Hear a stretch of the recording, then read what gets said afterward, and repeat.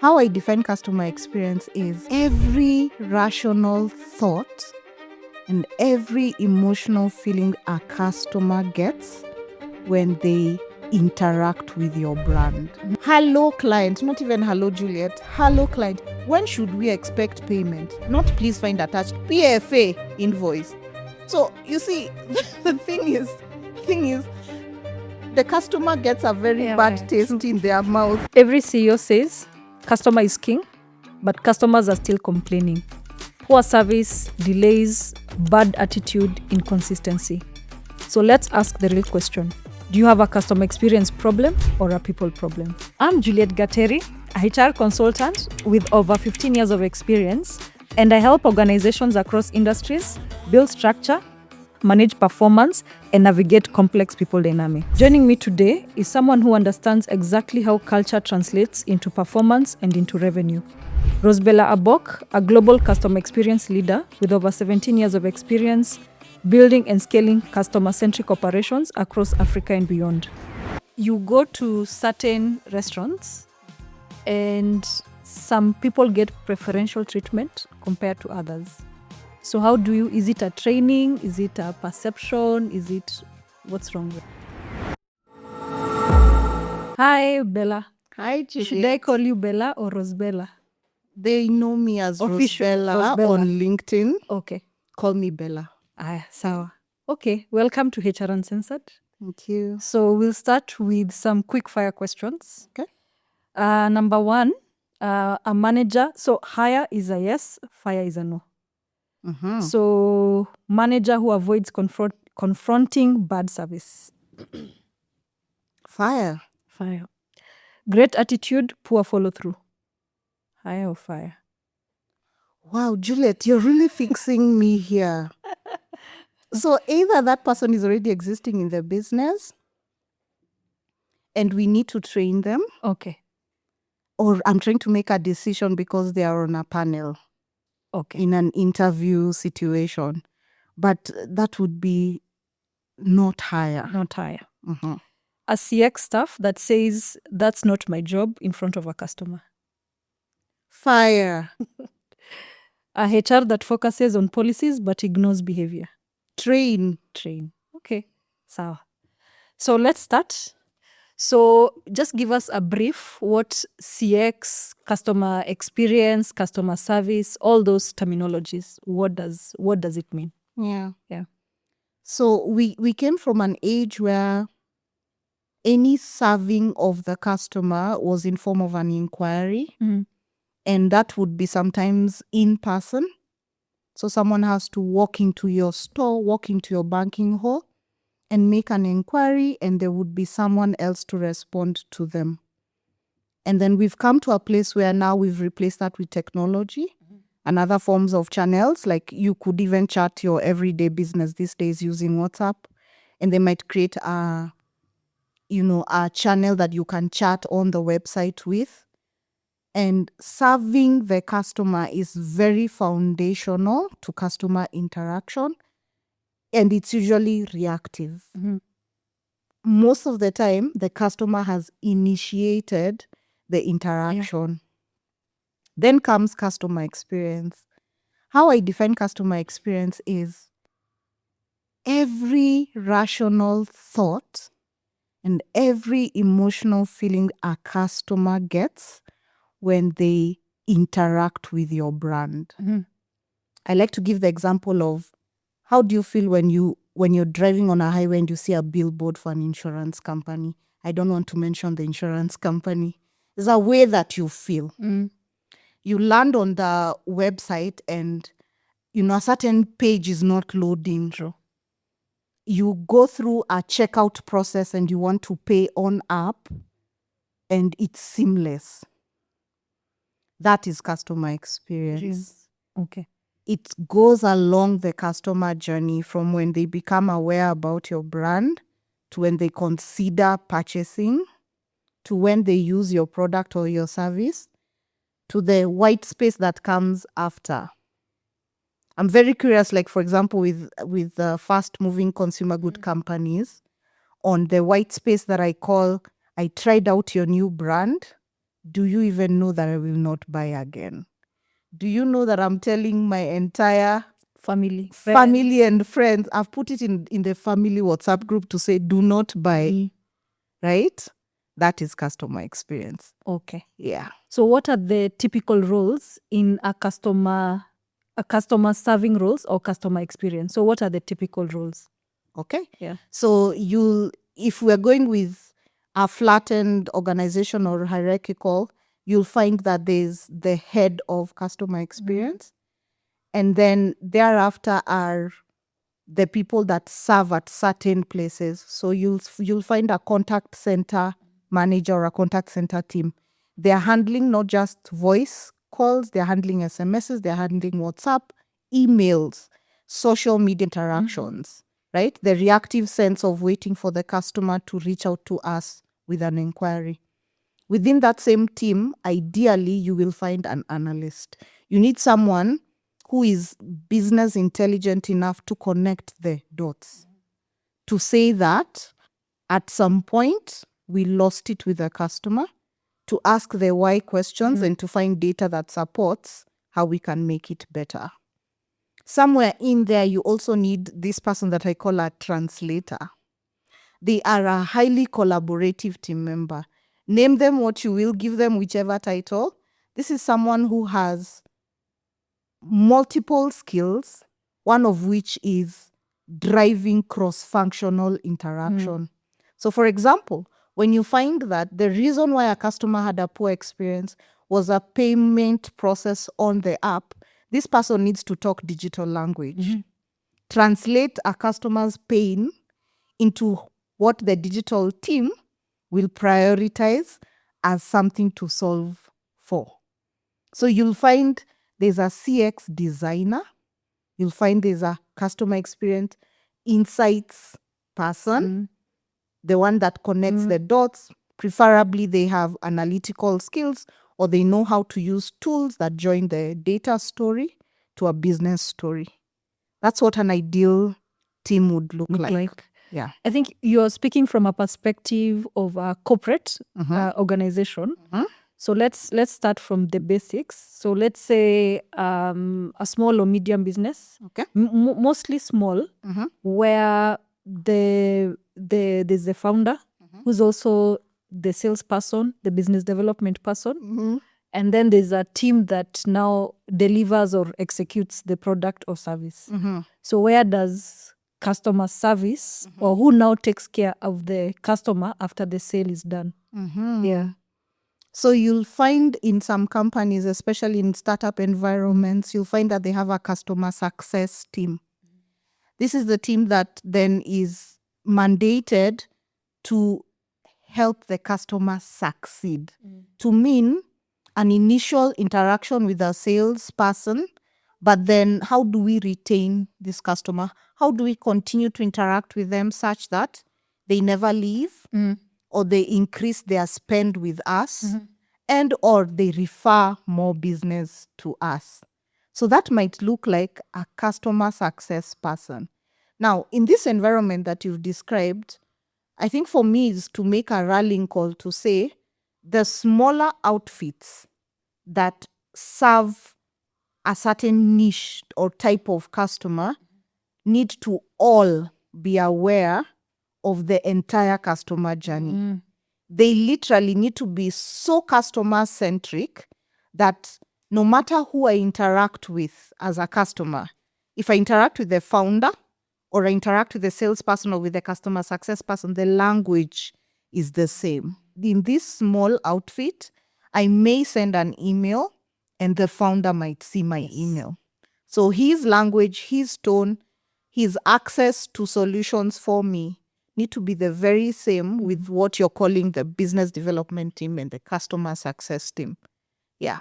Okay. So in most small and medium businesses, the person who does the sales, not necessarily the founder, maybe there's a person who's doing key accounts or relationship management, are the ones also who do customer success. Yes. Yes. So ideally, would you, from your experience, would you advise the same people doing key accounts and relationship management are the ones also handling customer success. I think so. I think so.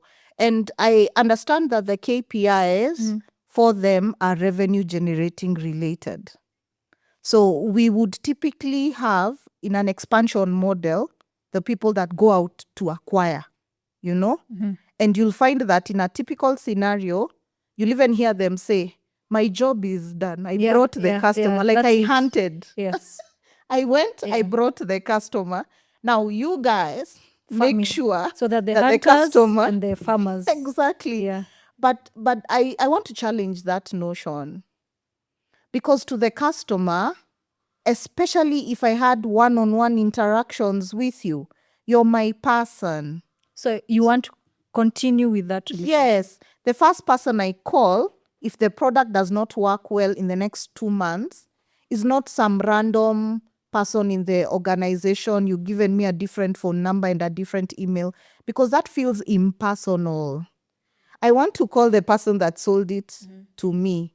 So now I'm making another rallying call to the sales and business development teams that if your targets are set on purely Revenue. acquisition, initial, let me call it initial acquisition, that this team hands over the customer in a very warm way. You know, there's nothing as good as, for example, when you go to a healthcare institution and you're moving through the staff because there is a process. When you arrive, you're at the reception and you interact with a certain person. And at some point, they will ask you, will you be paying via insurance card or are you doing cash? That's the level of interaction that they have. They may not have medical expertise to examine you. But that handover usually looks like, please have a seat, listen out for your name or your ticket number. You will be moving to triage. That kind of makes you feel comfortable that this person has served me up to and until where they can, somebody else will be taking over. And even after a nurse serves you at triage, I don't know that this happens in all institutions that serve this type of customer, but it would also be great for them to tell you why they're doing what they are doing and what the next stage is. You kind of get handed over across your customer journey, but you're okay. And even when you finish and you're being billed and you might have to go back to the receptionist, they probably will ask you, how was the service? Yeah. And you're likely to say, the doctor did not identify themselves, the pharmacist was not patient with me, and things like that. So then there's that being handed over across what looks like the operational process of a company, but then you still feel warm as a customer. Okay. So it's not a cold process. It shouldn't be. It should not be.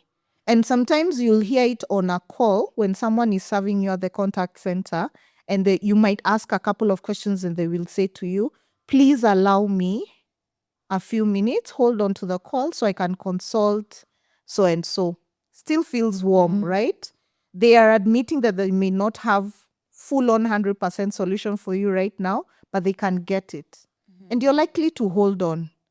As compared to, they put the waiting tone. They don't even tell you what they are doing. And you're like, oh, okay. Okay, so now, do I wait? Do I hang up? What do I do? Yeah. Okay. So you've mentioned a couple of example of the hospital. So it seems the customer experience, it's everyone's responsibility. It really is. It really is. Yeah. And the customer experience professional, so now in the hospital, it's the patient experience person, is a collaborator because they've understood the entire customer journey. And we've only talked about the outpatient customer. There's a whole thing with the inpatient customer. But they are that. They are a master collaborator. They've also taken time to learn at some level what everyone should be responsible for. So they should speak that language. So it's one thing for them to go to the pharmacist and say, we've been receiving feedback and it seems that when customers are being served at the pharmacy level, that they are not as satisfied with the service. There's a way to navigate that so that the pharmacist is receptive to receiving that feedback. And they are probably even able to brainstorm and think through what those solutions could look like. Okay. And if they use too much jargon and in their passion for the customer's emotional status, do not communicate in a way that the pharmacist wants to own that part of the journey, there will be little success. Yeah. Okay. And who's responsible for the excellent customer success? So, for example, is it HR? Is it the manager? Is it the individual? So, who's responsible to ensure this customer success? The buck stops with the leader, so the head of customer experience. I also now want to challenge the other functions of business to say, what this looks like is, if we are measuring customer dissatisfaction, they surely interacted with the digital platform. So what's the KPI that then makes the digital team accountable for ensuring the app gives the customer a great experience? So the business objectives, CEO level, where the business is going, what we are improving on, cannot only be NPS CSAT, and then that eventually dwindles to the head of customer experience. It needs to look like, what is accountability across business functions? So, in some organizations, even the revenue conversation has been split that way. The sales team backstops with them. Like, your targets are super clear. They are numbered. Go This bring. is how much money you need to bring in on a quarterly, annual, even the period by which they need to have delivered those targets is in there. But the truth is, the salespeople as well cannot deliver so well if, for example, what they are selling is an integrated marketplace and it's always down. When they need to demo it to a customer, they can't. So they must work very well with the digital team. To the extent, what the digital team KPI might look like in this case is revenue opportunity. So that if there's downtimes and there's all these challenges, the digital team is aware of how much that has cost the business. Yeah. Okay. And is it when there's a bad customer service or customer experience, is it because of lack of training, culture, people are not, they're not the right people doing the right job? So what usually is the biggest catalyst when it comes to bad experience, customer experience? Well, I don't think there's one silver bullet answer, but the one I'd give it is employees can only give as much as they get or what is in their capacity. Except first a few employees. So, for example, we like to say that within the business, certain departments and certain functions are customers to each other. Yeah. For example, the entire universe of employees are customers to the HR function. Yeah. And so how HR communicates employee benefits, how HR navigates conversations around onboarding employees, offboarding employees, and everything else in between there is how they are treating their customers. Now, the moment how an employee is treated internally is how they treat an external customer. It will translate. So, an employee or a group of employees come from a meeting, a team meeting, early Monday morning, and they do not feel supported. They do not feel like they have autonomy. They don't feel like they are well engaged in their jobs. And then they just so happen to be customer-facing team members. What's that looking like? That transition between, I've not had such a good experience this morning and every Monday since I joined this company. What's that translating to by 11 a.m. or 12 noon when they have to reply a customer's email or talk to a customer? Like, that person needs to create, literally at an individual level, a break and talk to themselves so that they can show up in the best way possible. So now it's about the managers. It's about people managers.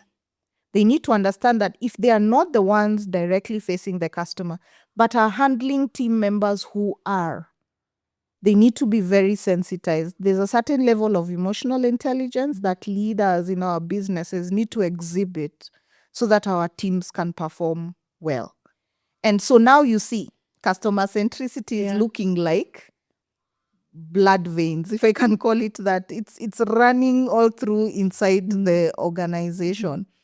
You'll hear some people say, I like to go for finance teams on this one. You'll hear them say, I sent the customer a reminder for payment. I sent the invoice. So the customer even had a meal with their customer success person, business development person, and then an email arrived that same day in the evening saying, when should we expect payment? Hello, client. Not even hello, Juliet. Hello, client. When should we expect payment? Not please find attached PFA invoice. So you see, the thing is, the customer gets a very bad taste in their mouth. They have a good relationship with other people in the business. And even when you want to give feedback to them to say, no, please. I mean, in fact, today was not the day to send the invoice, let alone how you sent the email. Or give me the invoice. I will present it. Yeah. Or even copy me on all such. Or here's a set of templates when you're handling my customers kind of situation. So they might not feel the pinch of the pain that the customer feels and the customer-facing team member when they lose a client, but they will see numbers somewhere, debit, credit, a balance sheet, and they'll still say our sales team is not bringing in enough, right? Yeah. We're losing customers. Our money is not looking good on these sheets, right? And they contributed in some way or another. Yeah. So it starts internally. It does. Okay. And I dare say the topmost person in leadership. So what should we do to just make sure, because it looks like everyone is in charge. So I'll give you an example. When you go to a company, there's a security person, you pass by, there's somebody at the front office. So if the experience is bad, you haven't even met the person you're going to meet, your perception is this is not a good company. Yeah. So what should we do on the people front to just make sure the experience is uniform and seamless? What that looks like is training. And here I'm now coming for the trainers, whether that's the learning and development function within HR, or it's the people managers, or this notion of that's a contracted company, that's a third-party company. So they would be in charge of their own training and they need to give us staff of a certain caliber. That is training in this fashion, not a one-off training conducted in January of that year and that's it. Number 2, classroom setup trainings where everyone's just seated and getting notes on what great customer service looks like. It needs to be experiential. To the extent you would need to role play, right? And sometimes even at the place of the interaction. So we're not just saying, talk this way on the website. So it's not theory. No, you're going online during the training and handling an actual customer. It needs to be experiential. And then we need to bring up the aspect of what does, after we've done an intense training, look like. It needs to be continuous. Continuous is not as laborious. I happen to know that Uber drivers during the COVID time were trained through a platform that enabled them to consume information in small bits and via SMS with a link. So what happened is the Uber driver would receive this SMS at a certain time during the day, preferably in the morning or depending on how their schedule looks like. And they would click on the link and consume a 1-minute video on how to handle a difficult customer, for example. What happened was peer-to-peer interaction. So when a driver calls another to say, oh my God, I had the worst customer, And they're like, how did you handle them? Have you watched the video they sent today on how to handle a poor customer? So what happened is we've finished the intense onboarding type of training.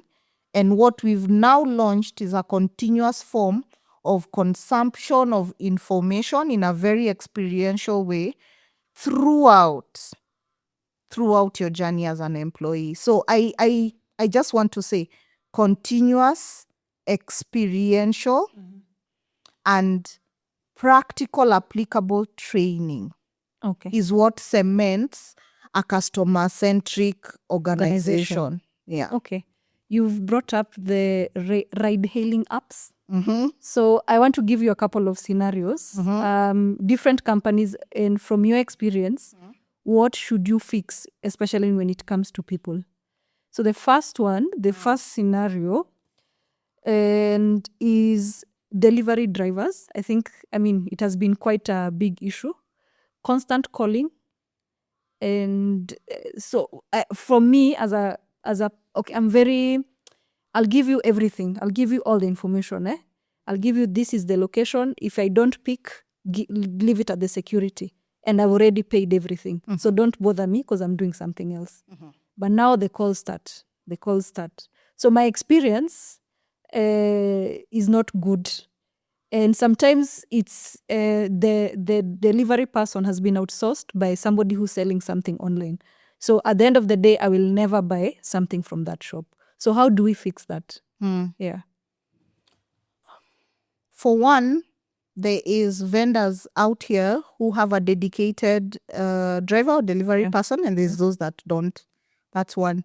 Number two, you've sold to me because I saw something online. I saw it on Instagram, I saw it on your website, wherever. And you had someone who's using it as part of your advertising. But do you know, up and until when your rider comes is when I kind of have an interface of a human being to your brand, no matter what it is you're selling. They will leave me with a certain type of impression, which I will link to you as your customer. And if it's not a good one, I'm not buying from you. Again, I had a similar experience, and this one was a mattress delivery. I will not go into it. Yeah. But I gave this feedback to part of the delivery team. And then they said to me, that's not my job. Like for them, they have a mapped out scope of what their role is. I need to finish up with you so that I can go make another delivery. All of what you're saying, please, email it or channel it somewhere else. There's that bit. And I think it's because founders of these companies or the traders of these companies have not walked the journey of the customer. They only see things from an operational perspective of running the business. So I want to dare them order themselves, make an order from their business, even use a different phone number, and take the time to go through all of those pain points. Better yet, if they know that all the employees or all of the people that they contract would know who they are, let them get a close friend or family member. Like a mystery shopper. To take that journey. And if anything, sit by them or experience what they're experiencing. Let them be there when you're getting 5 phone calls to confirm, do I make a corner here or do I go there? I had a 10 p.m. Where are you? I had a 10 p.m. one yesterday. I will not tell you which and all he kept saying is, at this rate, you might have to come outside to the main gate to collect. I was like, at 10 p.m., whose mother?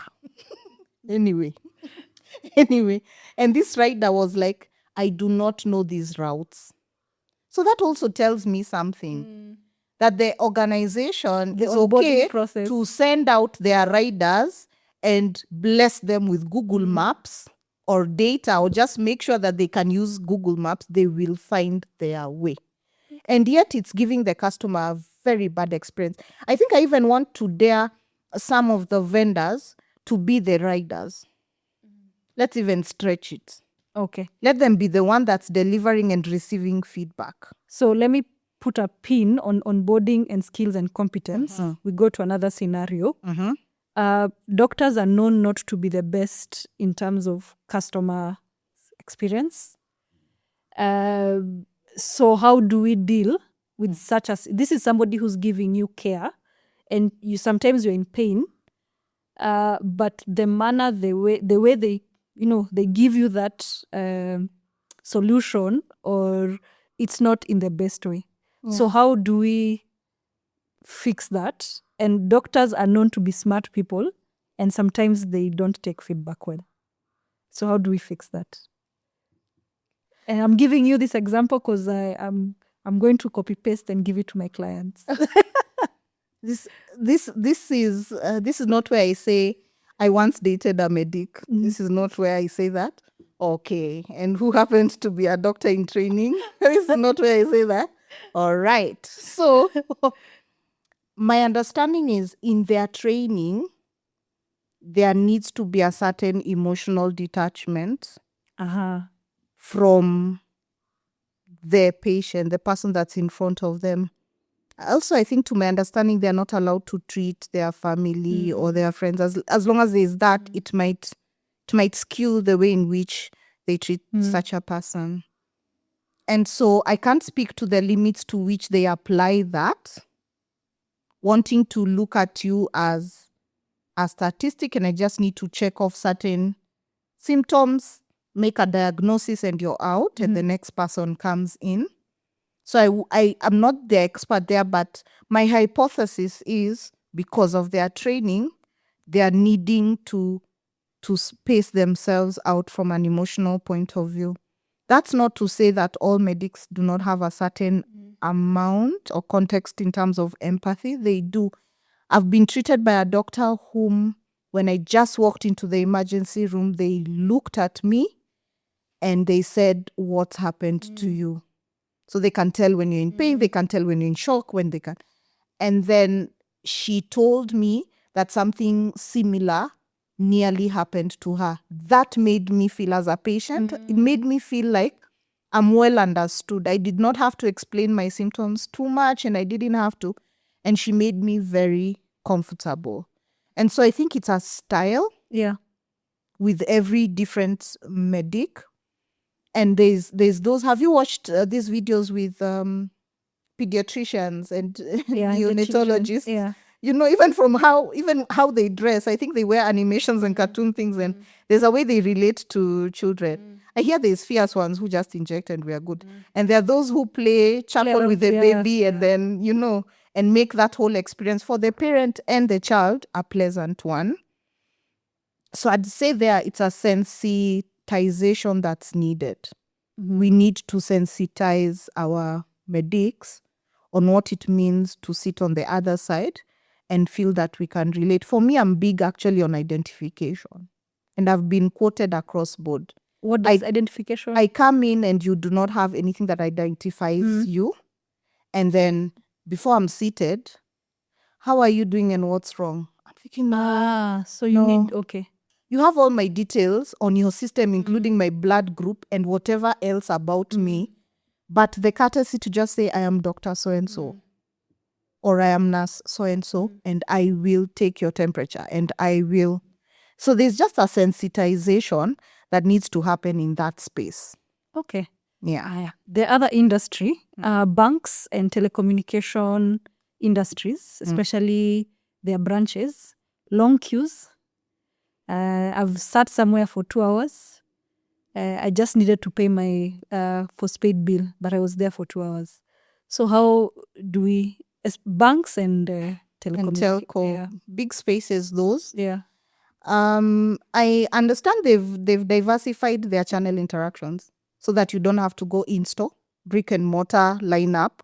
There are certain things you can do on app and or call in. But in this case, specific to a queue, I don't think there's an excuse. There's a lot of queue management systems. The technology is there to help you out.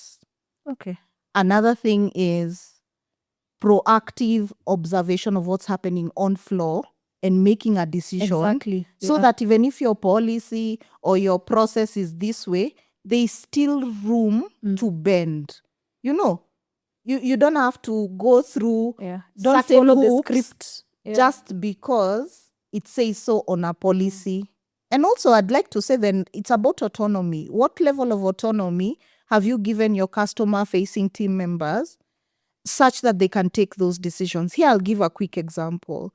Zappos, the shoe company, the CEO had given a budget per head count to the customer-facing team members at the contact center of a spend, a specific dollar amount. I just can't remember what it was. Let's put it at 400 USD. They were supposed to, within that bracket, take a decision on what it means to solve for the customer. Here's an example. There's a pair of shoes that was delivered, and because the customer had a prosthetic on one limb, or something to do with sizing, one shoe needed to be bigger than the other, etc. And you see, this is not something you have to escalate and make the customer jump through hoops. So this person is able to take a decision and say, we are sending to you the second pair, either the size that's lower or higher, just so that they could use one for this and the other foot. So you see, that's a cost. You're not even asking the customer to pay for an extra pair of shoes. But it's within that 400. It's within the autonomy that you've given them. And I think that's what organizations need to do. Maybe it's a dollar amount, maybe it's a decision on queuing, but employees need to be given leeway and autonomy to take certain decisions that may be so bound within policies and procedures, and to also understand the risk. Because you see also an employee might surpass that amount by $1. What does that mean? Kind of environment. To mean, do you now not do it and it's only $1 above? Yeah. Or do you need authorization? What does that look like? Or does it then cumulatively deduct from the next month?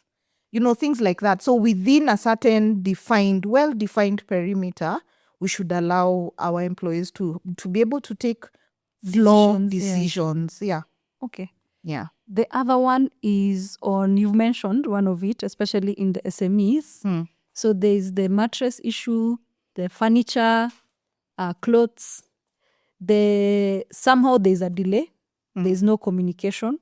Then it becomes a huge fight. I don't know. I think everyone has fought with somebody who's made for you a dress or a piece of furniture.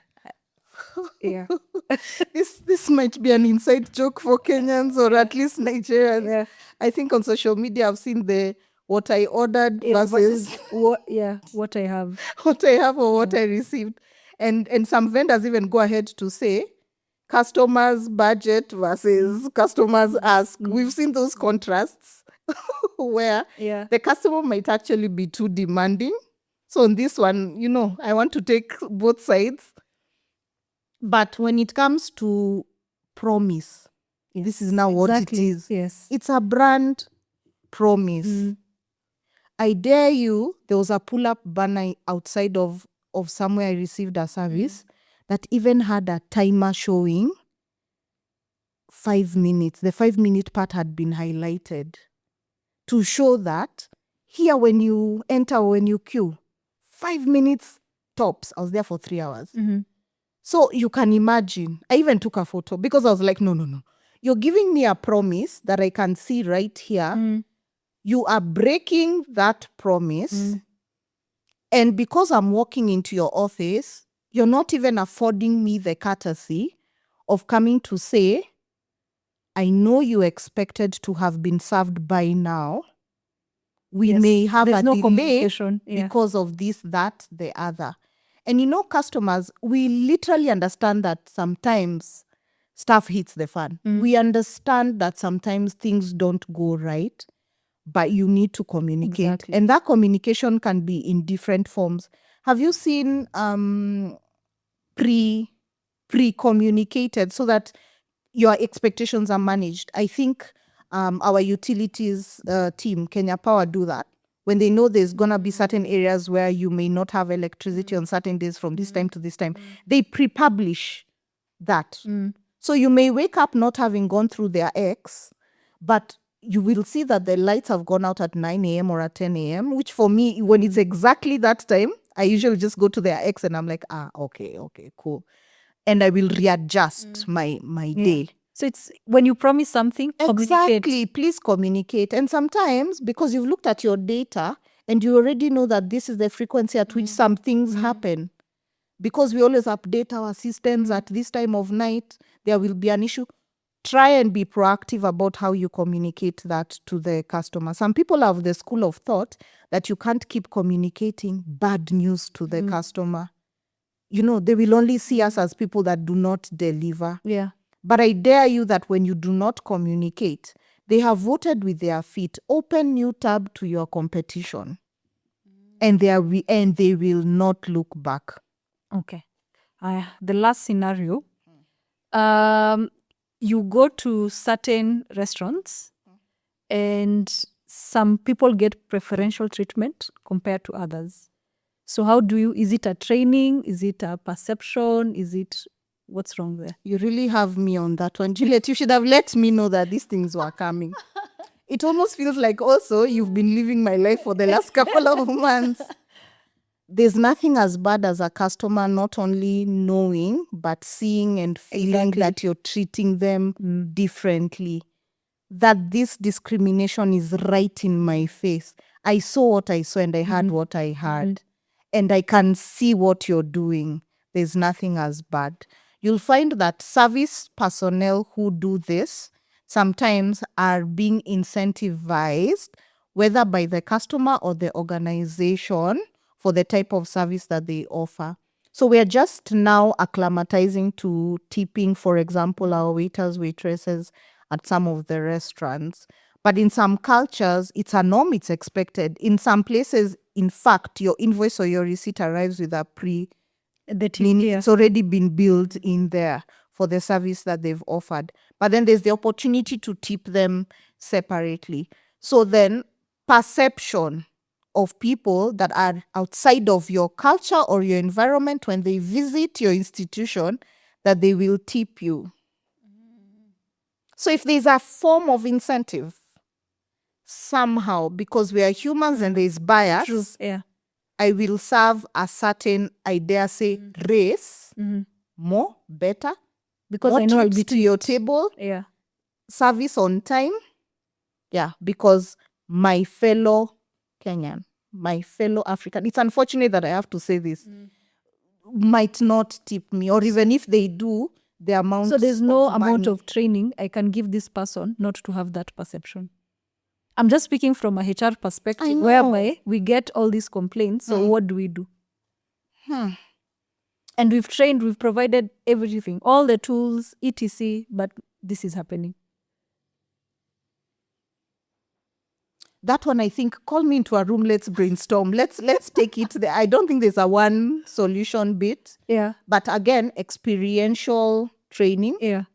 And I've seen mystery shopping do wonders. I've seen mystery shopping do wonders, where you bring in a certain profile. Yeah. Because what the service people do is they profile. Yeah. So you bring in a certain type of profile where they expect this and the opposite I don't think happen. it's only restaurants, even in companies, you see this customer has money and doesn't have money. There's a profiling that happens. Yeah. So in your mystery shopping, embed that profiling and deliver the opposite of what the employees expect. So send in what they think is a big tipper, who then doesn't tip. And then send in the one that does not look to tip. They're in flip-flops and whatnot and kempt hair. And then that person actually tips the largest. It's like a disruption, a shake-up of some sort. So that needs to happen. So they can give uniform normalize. Service. Yes. Okay. And then I found certain organizations, this is risky, but I found certain organizations that then also train their customers on how to interact with their staff. So what that might look like is on your invoice, you're even being encouraged to tip. Or you're even being told up to how much. And I think now they've even embedded it in apps, right? Some of the food delivery apps, they have the option of, do you want to tip your rider? Do you want to tip? And you choose the amount and whatnot. So there's a way to do it from both ends. To kind of reel in your customers so that they start to do this. And for some customers, you even need to line up a why. This motivates our riders. This, so they feel part of the making a difference within your organization. Okay, that's good. Okay, I feel I need to add another scenario, and this is the last one. There's a perception that when it comes to customer experience, especially when you see somebody from an insurance company, you feel they're going to oversell. And once they sell, they close the deal, that's it. They move on. So there's no one to explain to you, this policy is like this. There have been a lot of complaints, people saying, I didn't know this policy was, had these negative items or clauses. So I don't know whether there's a solution, but the minute, even right now, when an insurance person comes in here, our first reaction is, no, we are not interested. So, so is there a solution for that?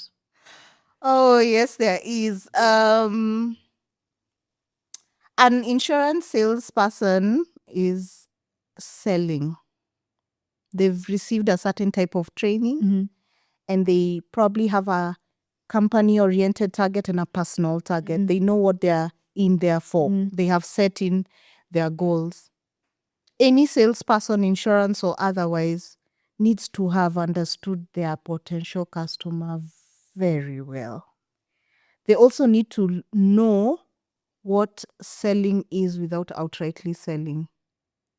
If I was selling insurance, I would not introduce myself as an insurance person because I know there's a bias in the perception that exists. Next, I would be a consumer of the actual product I'm trying to sell. I find that how I experience it, and I've said even of the vendors, they need to try to be their own right now. They need to sit with someone and go through. It's called walking in the customer's shoes. You need to feel where it pinches, and you need to feel where, the laces fit and don't fit. So if I was an insurance person who's received immense training on how to deliver a product, and I've kind of understood that for this product, I need to sell to people that are between this to this age, and their profile looks like this. So this is their demographic, but this is also their lifestyle. This is their psychographic, and this is their this. If I interact with them, I'm not opening with, hi, I'm Rosebella and I sell insurance. No. If anything, I'm saying, do you have a physical premise for your business? And they're like, yeah, I just opened my new store at where, and I'm like, yeah. You see, we've been having a bit of flooding in Nairobi. Yeah. What for you would an work? Immediate pain point. Yeah, what for you would work, and very relatable. So they say, yeah, my friend's shop got flooded. And I'm like, yeah, are they getting their items replaced? That is even where the potential customer would say, do you know they had not insured any of their items and in them? Like, yeah. So do you think that would happen to you maybe if it's a fire or you're having a conversation? And then they're likely to say something like, that's something I really need to do. I've been putting it off, and I could probably help you there. I know Britam and this offer certain types of options. Your best bet is ICA. And probably I'm selling the ICA product of that. And they say, really, how would I go about it? Let me send you some forms. You have a look. When next can we chat? And or what's the disposable income around this? Because if you put in 150 at premium level, you're looking at protection at this amount. There you bring in knowledgeability. So you're educating. Exactly. You're just not pushing a product. Exactly. So that even if they call another insurance company, the impression that I already left. In fact, the questions they will ask there is, you want to tell me you don't know your rates if I pay a 150,000 premium? So all they are thinking is Rosebella knew all her numbers. She knew where I should get it from. She even knew that if I buy from where and all these things. I call Rosebella and I say, hey, I've looked at the forms. I've talked to a few other companies, and you know what? I think I'll go with ICA. You said you're part agent for them. I'm like, yeah, and I'll sort you out. And also, if you need 1 to 2 references of people I've done this with, I don't think even the person that sold me insurance a couple of years ago gave you references. No. But the interesting part is a friend we have in common said, oh my God, if you're making that decision, this is your person. And I did not think twice. And I called him and I told him what my expectations were. Because you've served Dr. So-and-so, I want the same. And don't make this painful for me. The good part, and I'm happy to report this, is it's been about 7 years with that product and that agent. And even when he's not in the country, his response times. Okay. So he's enjoying, from the premium payments I've been making over the years, but he's super responsive on email, on WhatsApp So your chat. experience was good. Very good. Okay. So given the scenarios, as maybe as a customer service leader, as HR, how do we protect now our team members, our employees from bad customers or from external bad customer experience? I know. We've in the customer experience fraternity, we've been alluding to what it means to fire a customer. Like to be willing to let them go and to be willing to not offer them your product or service. It should not be the order of the day. I mean, businesses are here to make a profit and they're here to be sustained from the wallets of customers. But then some headaches are not worth it. And some customers have seen that aggression works with certain products and services, and so they want to apply it across board. Customers have a fluidity in terms of expectation. I tweeted about poor service by so and so. So they think if they tweet about poor service elsewhere, then they are likely to receive the attention that they need in the same nature. And that doesn't happen. So again, part of the training and sensitization of our team members should be what a poor customer or a bad customer looks like. Also, the people managers for the teams that are facing customers need to be open to receiving that feedback from their team members to say, this is what it looks like on my typical day. At least 50% of the customers I serve will be rude. They will this. And like in a call center situation, calls are recorded for quality purposes. We can even play those calls and say what happens in this scenario. And even more so, what happens in this scenario if these are the calls back to back. So we need to even look at the mental health capacity of the people that are serving our customers. If the nature of the customer journey is broken and they're the ones seen to be the bad guys or the bad ones, by the time the customer lands on you, they're already in a certain type of frequency. And then if that keeps happening often, we need to do a root cause analysis and eliminate the customer's pain so that our employees are not experiencing that pain over and over. I mean, I'll go back again to downtimes. At this point, no matter how much training and sensitization you do to the customer-facing team, if you're not solving at root cause, that's an issue that's just repeating itself. Yeah. So if it's protection and, looking out for our employees, we need to solve customers' pain points at root cause so that we decrease the frequency of disgruntled customers. But also we need to display to them what it means to fire customers. Okay. Yeah. I want to give you something before we close. Another hire or fire. No KPIs for customer experience. Hire or fire. Wow, Juliet. You didn't revise. No, you can't even also just make it higher or fire. There needs to be some middle ground. There needs to be something. Okay. Yeah. So if I'm having to choose, higher. Hire. Ignoring repeat complaints. I'm not firing you, but I'm coaching you. Okay. Rewarding effort over results.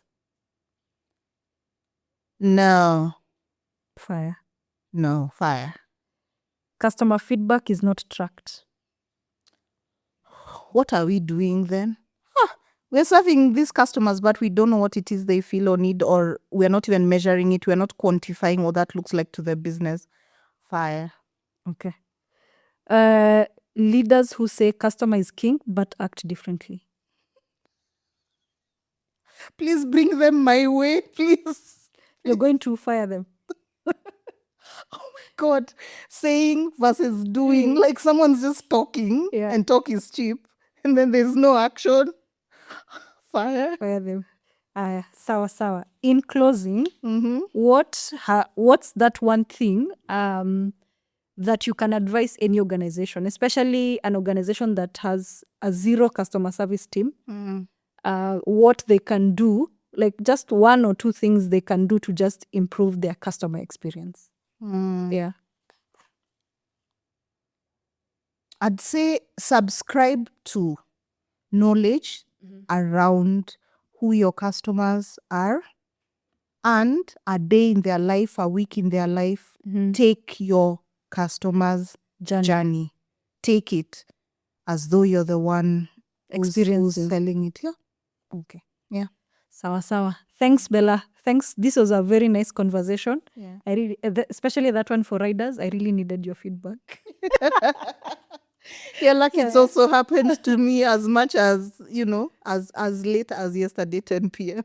Okay. Thank you very much. You're very welcome. Thank you, Juliet, for having me. This episode is brought to you by Alternate Doors, your HR business partner.